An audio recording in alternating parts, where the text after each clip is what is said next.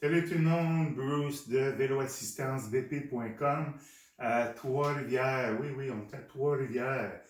OK, je me présente, Bruce. Je fais des conversions de vélos ordinaires que tout le monde a dans son garage, que ce soit un vieux vélo, un nouveau vélo. Je vous convertis ça en vélo électrique. Aussi, si vous avez des tricycles, vous êtes une personne plus âgée, vous avez un vélo trois roues, un tricycle qu'on dit, là, avec un panier en arrière, vous voulez aller faire l'épicerie, puis ça commence à être de plus en plus difficile. Je peux convertir votre vélo, mettre un moteur dessus, puis vous allez avoir de l'assistance pour pouvoir vous promener, faire vos commissions ou autres.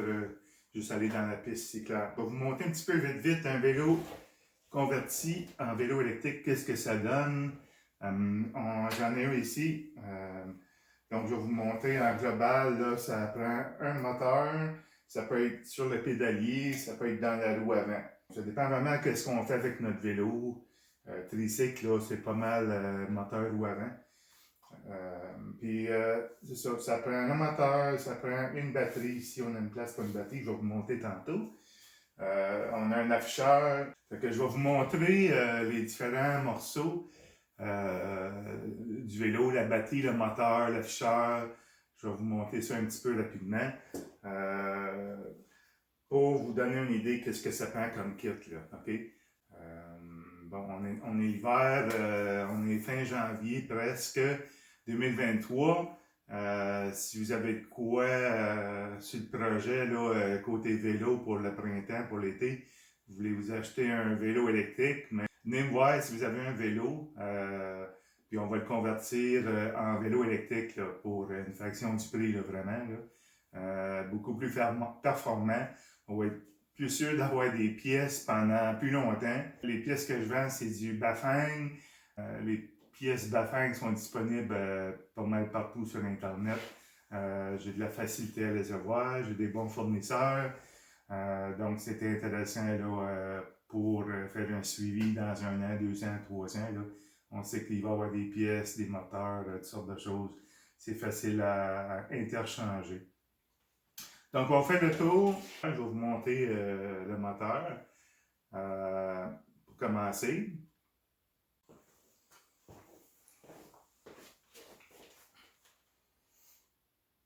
OK, donc si je vous montre le moteur Bafang, moteur qu'on appelle central, on enlève tout le pédalier. Si vous avez un dérailleur avant, on l'enlève, on n'a plus besoin. On installe le kit qui utilise la chaîne, qui utilise le dérailleur arrière, là, comme une voiture manuelle, comme un vélo ordinaire. On change de vitesse pour aller plus vite et tout ça. Là. Donc, c'est le moteur qui travaille au lieu de nos pieds. Là. Donc, on n'a pas besoin de pédaler. OK, on n'a pas besoin. On peut pédaler. Je vais vous montrer tantôt. Donc, moteur au Canada, on a un maximum qu'on a le droit d'avoir. Là. Quand on reste sur la route, les pistes cyclables, c'est 500 watts. Donc, un moteur 500 watts, il y a d'autres grosseurs aussi. Si vous faites juste du tout-terrain, vous n'allez jamais dans la rue. Là, on peut mettre un 750, un 1000 watts. Là. Bafang, c'est vraiment ça, du torque. Là. OK. OK, donc ici, j'ai une batterie Heilong. C'est une batterie 17,5 ampères. Il y en a des plus gros, 20 ampères, il est plus petit aussi. Donc, ça, c'est un modèle. Il y a un voltmètre dessus. On peut voir le voltage, à quel degré qu'elle est chargée. On a une petite sortie USB ici, qu'on peut brancher notre téléphone, OK, pour la charger. Si jamais on est en chemin, là, comme moi j'ai un support pour mon cellulaire ici, donc ça arrive des fois que le cellulaire, il ne reste pas beaucoup de la batterie, fait que la batterie du vélo est branchée, puis ça charge la batterie, on garde le téléphone en vie. Donc, on a aussi, sur l'autre côté, on a l'interrupteur pour le mettre en off. OK. On a une prise ici pour le chargeur. Donc, on fait charger la batterie. On rentre la batterie dans la maison, on peut charger. Ça prend, dépendamment, ça peut prendre 8 heures, 8, 9 heures, 10 heures s'il n'est pas chargé beaucoup. OK? Donc, on installe la batterie, c'est pas compliqué. On le met dans le rack ici. C'est installé. OK? Donc, là, j'ai pas ma clé, mais la clé, on la barre, on la tient en place, on n'est plus capable de la sortir. Là. OK? Donc, il y a des batteries aussi, comme je vous dis, qui font tout le triangle ici, ainsi qu'une batterie comme ça ici, OK, qui est faite comme ça, avec une lumière en arrière. Si je l'allume, on voit que la lumière s'allume, OK. Ça, c'est conçu pour glisser dans un rack arrière, genre comme ça, mais pas celui-là. Là. Donc, on le glisse par en arrière, et puis on peut le barrer à clé aussi, là, donc, il reste dans le vélo. Il y a une lumière en arrière, c'est parfait. OK, là, je vous montre l'afficheur. OK, il y a plusieurs types d'afficheurs. Il y en a qui sont en couleur comme celui-là. Il y en a qui sont en noir et blanc. Il y a 9 niveaux d'assistance sur ce kit-là. Donc, le petit chiffre ici, 2 que vous voyez, là je suis en deuxième niveau d'assistance. On a un petit contrôleur ici pour allumer le kit, puis l'éteindre. On peut changer de niveau d'assistance. Si je vois avec le plus, on voit que le chiffre il augmente jusqu'à 9. On descend. On descend jusqu'à 0. OK? 0, là, il n'y a rien qui marche. Là, côté sécurité, tout ça. Là. Fait que, OK, si mettons je mets ça à 3, on a la vitesse. On a la puissance utilisée en watts par le moteur. Si on monte une côte, donc on va voir qu'il y a plus de... Il travaille plus, on va voir plus de watts. Si on est sur le plat, sur une piste cyclable, on va voir que si on pédale, probablement qu'il y a 0 watts qui vont être utilisés du moteur, de la batterie. Fait que, on a le niveau de charge de la batterie qui est à 100% dans ce cas-ci. On a aussi l'heure, on a un trip computer qui nous dit qu'on peut resetter à chaque sortie. Là. Donc on voit l'heure de notre, c'est-à-dire le temps de notre sortie, si on peut le resetter, le mettre à 0 à chaque sortie. Donc on va voir le temps qu'on était en vélo pour cette sortie-là. Puis on a le cumulatif aussi. On a le cumulatif de nos kilomètres. Là. Moi, je suis rendu 1069 km en tout. Là.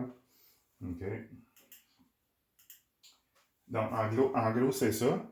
Donc, pour s'en servir, là, je suis à assistance 3. OK. Si je commence, on va commencer un petit peu plus bas que ça, mettons à 2. OK. Fait que là, je suis à assistance au niveau 2. Si je commence à pédaler, je vais y aller manuellement avec mes mains. Là. OK. On va voir que le moteur va embarquer. OK. Là, il vient d'embarquer. Là, je force pas, là. Je force pas. C'est juste de faire le mouvement, de tourner les pédales. Si j'arrête, l'assistance arrête. OK? C'est aussi simple que ça. Je recommence à pédaler, je fais un tour peut-être de pédale. On l'entend embarquer. OK? Quand je pèse sur les freins, là, je change les manettes de frein.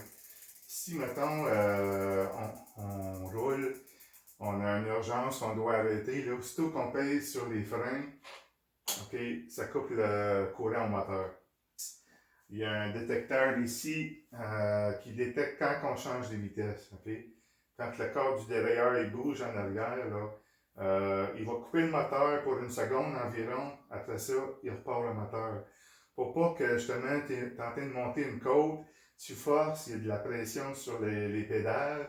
Faut pas que le moteur c'est fort, là. Fait que faut pas qu'il t'es en train de forcer beaucoup, puis il a demandé de changer de vitesse en même temps. On sait que même pas de moteur, ça fait crunch en arrière des fois, là, puis ça fait forcer la chaîne et la cassette en arrière avec les vitesses.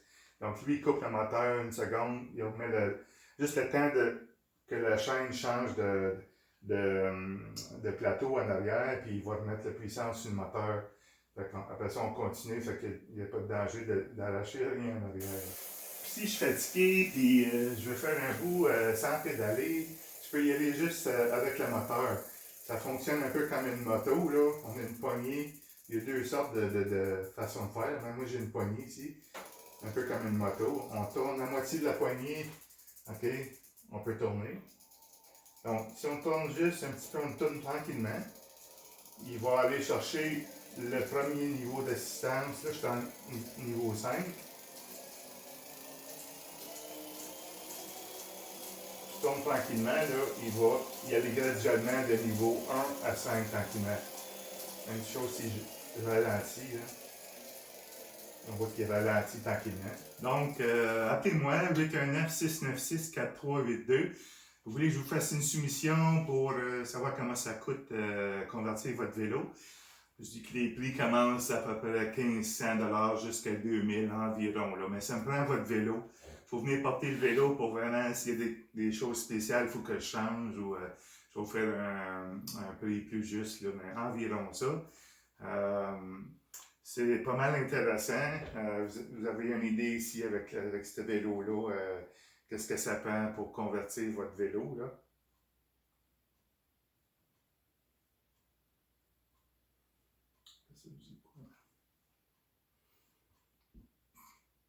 Donc, appelez-moi pour un estimé. Je vous conseille de le faire si vous êtes capable. Sortez votre vélo cet hiver, emmenez-le moi pour ne pas être arrivé au printemps et tout le monde décide d'appeler en même temps. Là. Ça va être un peu plus long comme dans les magasins. Puis aussi, côté maintenance et tout ça, allez sur mon site véloassistancebp.com. J'ai une page pour les services que je vous offre aussi. Là. Je fais des conversions, oui, mais j'offre les services qu'un magasin, pas mal qu'un magasin va vous donner. Entretien annuel, réparer des flottes, nettoyage, toutes sortes de choses. Tout est là, les prix sont là. Je peux vous monter une roue à partir de zéro. Là. Vous m'arrivez avec une jante spéciale, un moyeu spécial. Puis vous me dites, j'aimerais ça avoir une roue avec ça, là. On peut s'en parler. Moi, je vais vous le monter, là. Je vais calculer les rayons que ça prend. Je les commande, on monte la roue. Vous allez avoir votre roue performante que vous voulez, là. Fait que je fais pas mal tout. Fait que, appelez-moi pour un estimé, 819-696-4382. Bruce de véloassistancebp.com. N'oubliez pas, abonnez-vous à mon canal YouTube pour plus de vidéos.